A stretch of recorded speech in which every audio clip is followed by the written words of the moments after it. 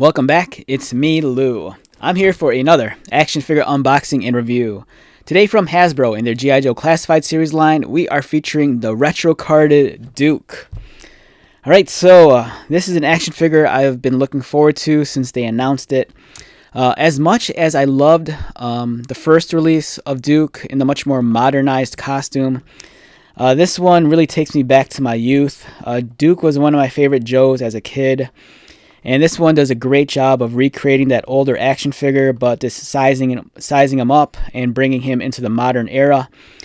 Unlike the original figure, you're getting a lot more accessories, which I gladly welcome. And speaking of older figures, I have the 25th anniversary of Duke right here. Produced in 2007, Hasbro is celebrating 25 years of G.I. Joe. So they took the original characters, sized them up a little bit, and kind of give them some new modern engineering for 2007, and the 25th anniversary line was born. A wonderful series of action figures, and I am so fond of the 25th anniversary line. I think they're fantastic. This and the Pursuit of Cobra are probably two of my favorite G.I. Joe action figure lines, and this one is amazing. On the card back, you can see all the wonderful figures they made, celebrating 25 years of G.I. Joe. And here's his bio, nice and meaty. You know, they give you everything and anything that has to deal with Duke, as opposed to this one, where they just give you this small little tidbit of information. You know, despite the card looking very large, all this is multilingual. But right here is all the information you get on Conrad Hauser. Whereas on the old school cards, man, they told you everything about the character. I really miss that. Right, so we're going to take a look at Duke here. Retro carded design. The card backing looks awesome. It's such a beautiful callback to the original artwork. You know, in the original card art, Duke was holding the helmet much like this, standing proudly. And this figure, it looks fantastic. I am so stoked on this.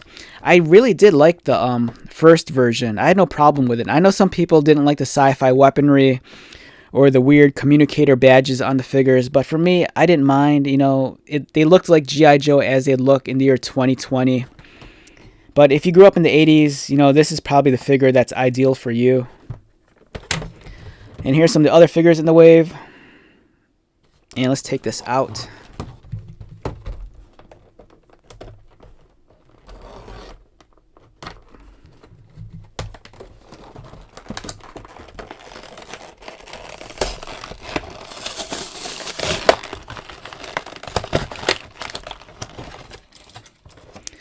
Alright, so there's the lower tray, which holds his binoculars and also the original weapon that came with the original figure. This was the original rifle, I believe, that came with the original Duke figure back in 83, was it?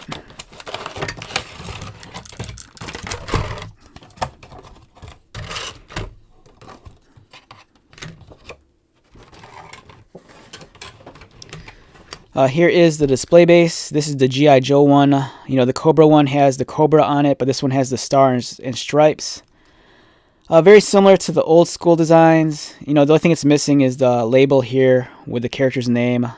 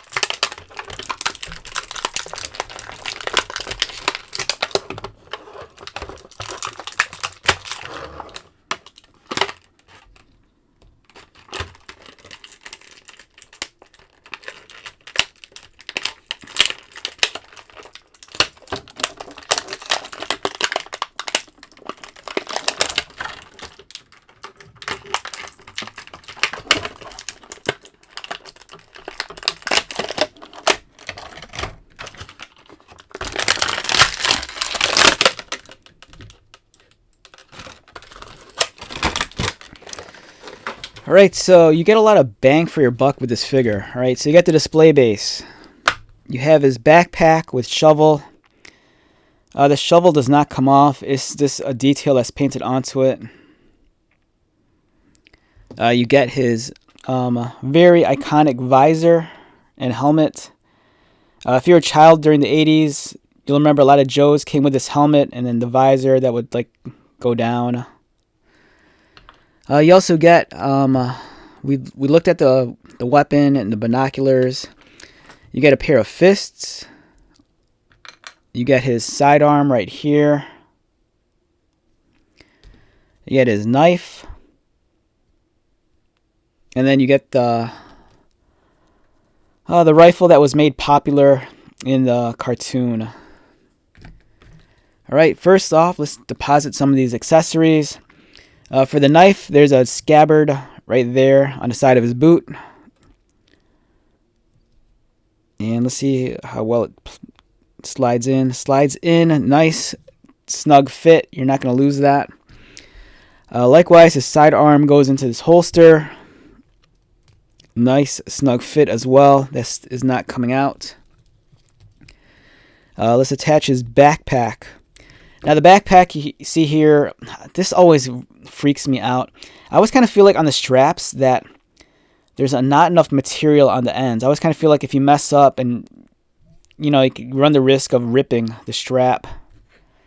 So align the holes carefully and then just plug this in. And let's see if I get it straight on the first try. Alright, there we go.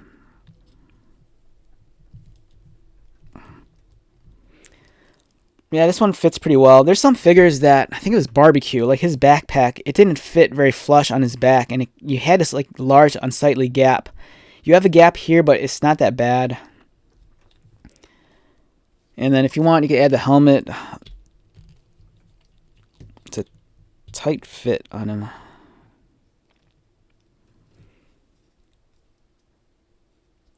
I'm probably gonna display mine helmetless. And let's take it off.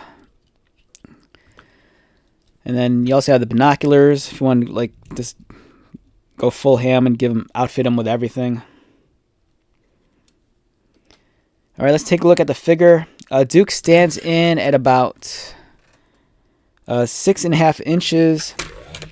Here he is next to a Marvel Legends X-Men Vulcan, just to give you an idea of how well they scale next to each other.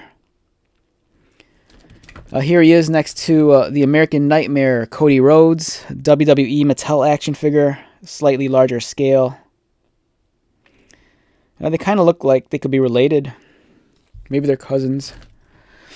In terms of Duke's articulation, his head swivels left and right. Doesn't really look down, kind of just nods. His arms rotate.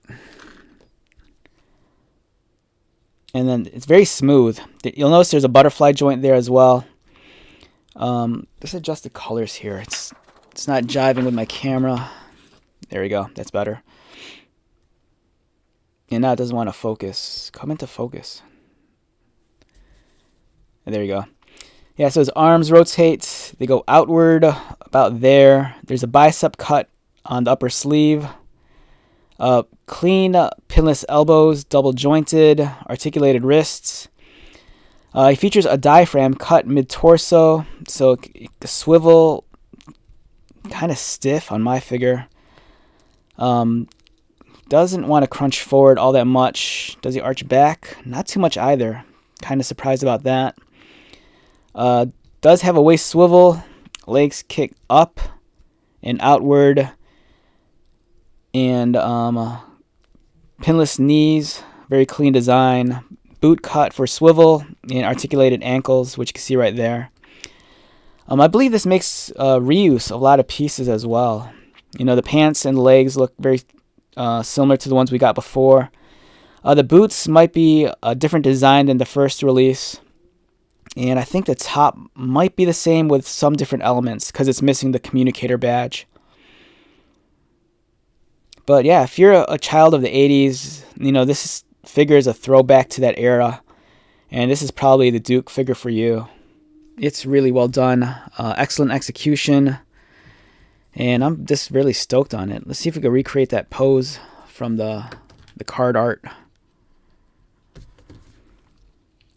Like a couple of times when I've set up my G.I. Joe displays with my older figures, I'd always display Duke just like this, just like on the artwork. And if I could now just have him hold it instead. You know, I'd always just display him with the helmet in hand, like that. It would have been nice if they gave us an alternate head with him smiling, but that's not the case here. But yeah, overall fantastic figure. Not disappointed in this at all. It's great. All right, so with that being said, let's wrap this one up. Once again, my name is Lou. If you're new to my channel, welcome. If you are a returning viewer or subscriber, thank you so much for your continued support. I greatly appreciate it. So until the next video, be safe, take care of yourself, buy lots of toys, and most importantly, be happy. And I'll see you at the next one. All right, later.